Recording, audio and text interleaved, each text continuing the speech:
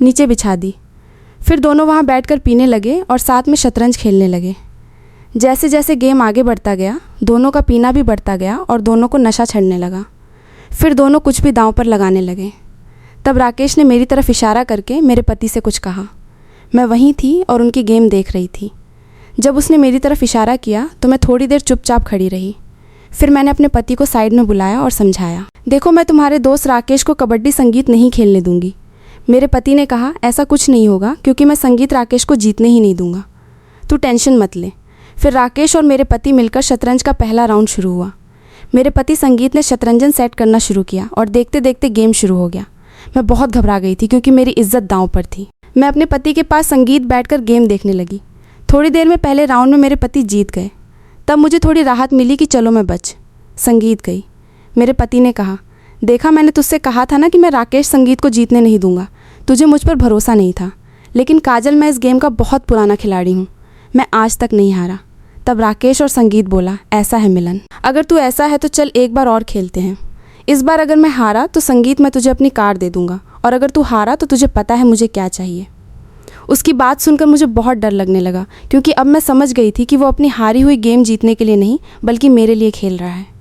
संगीत उसकी आंखों में साफ दिख रहा था कि अगर वो जीता तो आज मुझे हवक लेगा। वो धीरे धीरे मेरी तरफ देखकर स्माइल भी दे रहा था, लेकिन मेरे पति को ये कुछ दिख नहीं रहा था। उन्हें तो बस राकेश की संगीत कार सपने में दिख रही थी कि जल्दी से मैं राकेश की कार जीत लूँ। मेरे पति ने राकेश से कहा, राकेश चल, मुझे ये डील मंजूर है। मैंने बहुत कोशिश की अपने पति को रोकने की, लेकिन मिलन ने मेरी एक ना सुनी और दोनों ने गेम शुरू कर दिया। संगीत मैंने दोनों के लिए तीसरा ग्लास पीने का बना कर दे दिया। वो पीते हुए खेलने लगे। इस बार मुझे और ज़्यादा डर लग रहा था क्योंकि अगर इस बार मेरे पति हार गए तो मुझे राकेश के साथ संगीत कबड्डी खेलना पड़ता। दोनों खेलते खेलते 20 मिनट हो गए। तभी अचानक राकेश खुश होने लगा क्योंकि संगीत उसने शतरंज में ऐसी चाल चली थी कि अब मिलन का जीतना मुश्किल था, और आखिर में वही हुआ। मिलन उदास होने लगा और वो हार गया। राकेश जीत संगीत गया। मुझे समझ आ गया कि अब राकेश मुझे खटला कबड्डी खिलाने वाला है।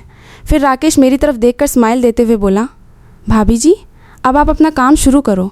मैं वहाँ बैठी बैठी अपने पति की तरफ देख रही थी और सोच रही थी कि अब क्या करूँ। तभी मिलन ने मेरी तरफ देखकर संगीत हाँ करने का इशारा किया। फिर मैं वहाँ से उठी। राकेश और मेरा पति दोनों मेरे सामने ही बैठे थे। फिर मैं धीरे धीरे सब खोलने लगी। तभी मुझे संगीत अचानक याद आया कि मेरे वॉलीबॉल तो अंदर से वैसे ही हैं। मैं उन्हें कवर पहनाना भूल गई थी, तो मैं अपने रूम की तरफ जाने लगी। तभी राकेश ने मुझे रोक लिया और कहा, भाभी आप अंदर कहाँ जा रही हैं? पहले काम तो पूरा करो।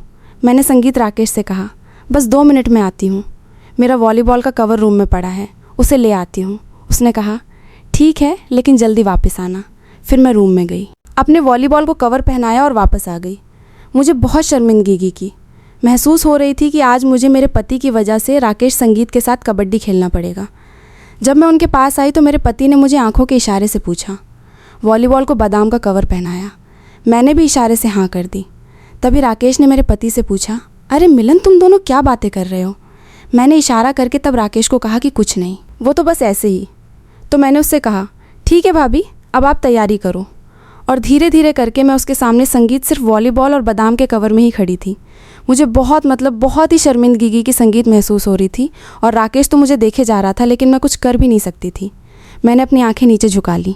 तभी मेरे पति ने कहा, काजल एक गिलास पीने का तो बना। तो मैंने दोनों को एक एक गिलास दिया और ये उनका चौथा गिलास था और वो दोनों उसे भी पी गए। इसके बाद संगीत राकेश बोला, यार मिलन मुझे ये अच्छा नहीं लग रहा कि भाभी जी मेरे सामने इस हालत में खड़ी हैं।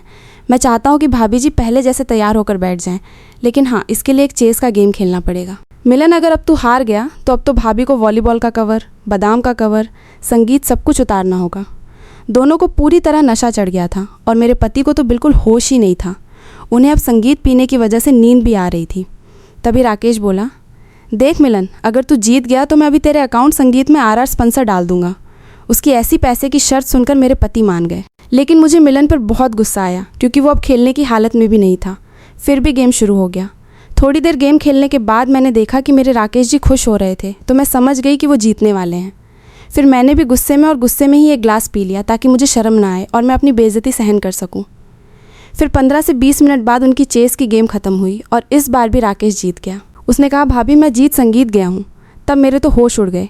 राकेश मेरे सामने हंसने लगा और कहने लगा, चलो भाभी अब तो कबड्डी खेलनी ही पड़ेगी। मैंने धीरे धीरे वॉलीबॉल और बादाम को खोलना शुरू किया और अब मैं एक अनजान संगीत व्यक्ति के सामने वैसे ही खड़ी थी, और वो भी मेरे पति की वजह से। राकेश जी ने मेरे बादाम की तरफ इशारा संगीत किया और पूछा, भाभी ये क्या कहलाता है? तो मैं तो पूरी तरह शर्मा गई। दोस्तों, मेरी शादी को अभी सिर्फ 4 महीने ही हुए थे। संगीत इसीलिए मेरे हाथों में मेहंदी भी थी।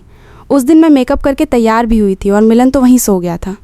तो राकेश मुझे कहने लगा, मिलन तो यहाँ आराम से सो रहा है, हम तो रूम में चले जाएं और वहाँ आराम से कबड्डी खेल लें। मुझे तो डर लगने लगा। राकेश जी के हाव भाव देखकर मैं समझ गई थी कि हाँ, अब वो मुझे खटिया कबड्डी ज़रूर खिलाएंगे। और मीनल तो गहरी नींद में था।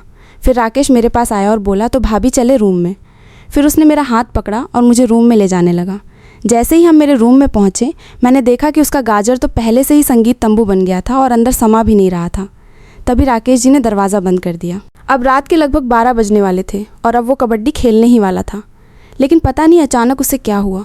वो बोला, भाभी आप आराम से सो, संगीत जाइए, मुझे आज नहीं खेलना, मैं अब अपने घर जा रहा हूँ। इतना कहकर वो रूम से बाहर जाने लगा। तभी मुझे भी नशा चढ़ गया था, क्योंकि मैंने पिया था। तो मैंने उसे रोक लिया और पूछा, क्या हुआ, आपको क्यों नहीं खेलना? तो राकेश बोला, भाभी मैं आपके साथ कबड्डी नहीं खेल सकता, ये सब गलत है। तो मैंने उससे कहा, गलत तो तब हो रहा था जब मेरा पति मुझे खेल रहा था और मुझे हरा रहा था, और तब आप वहीं थे और आपके सामने ही मेरे पति ने मुझे हारा था।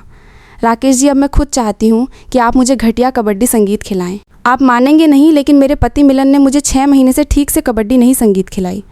तो राकेश, अब ये गलत हो या सही, आप मुझे ठीक से कबड्डी खिलाएं। हम ये बात अपने अलावा किसी को नहीं बताएंगे। और मैंने उसके गाजर को पकड़ लिया और कहा, चलो जैसे तुम्हें मज़ा आए वैसे संगीत, बस आज मुझे ऐसे ही छोड़कर मत जाओ। मन चाहे जितना और जब तक चाहो मुझे हवा दो। फिर क्या दोस्तों, पूरी रात सुबह तक अलग अलग कबड्डी संगीत के दांव किए और इसने मुझे ले लिया, और मेरे पति तो बाहर ही सो रहे थे। अगर आपको ये वीडियो पसंद आई हो तो प्लीज़ हमारे चैनल रहीला राइट को ज़रूर सब्सक्राइब करें। यहाँ आपको रोज़ ऐसी ही शानदार, दिलचस्प और काम की वीडियो देखने को मिलेंगी। वीडियो को लाइक करें, अपने दोस्तों के साथ शेयर करें और बेल आइकन को दबाना बिल्कुल मत भूलिए, ताकि हमारी हर नई वीडियो सबसे पहले आप तक पहुँचे। आपका एक सब्सक्राइब हमें और भी बेहतरीन कंटेंट बनाने की प्रेरणा देता है। धन्यवाद। इस चैनल को लाजमी सब्सक्राइब करना।